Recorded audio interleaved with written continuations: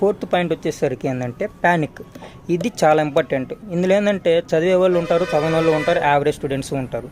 So ఇక్కడ ఏంటంటే last 2 average వాళ్ళు, లాస్ట్ చివరిగా ఉండే లాస్ట్ బెంచ్ స్టూడెంట్స్ కానీ వీళ్ళు ప్యానిక్ అవుతారు. మనం ఫెయిల్ అయితే ఏమవుతుంది, మార్క్స్ రాకపోతే తల్లిదండ్రులు ఏమంటారు, మన పరువు పోతుంది, ఇంట్లో అందరి ముందు, లేకపోతే ఊళ్ళో తలెత్తుకోవాలి, ఇట్లాంటివన్నీ ఉంటాయి. సో వాటి కోసం మీరు ప్యానిక్ అవ్వకూడదు.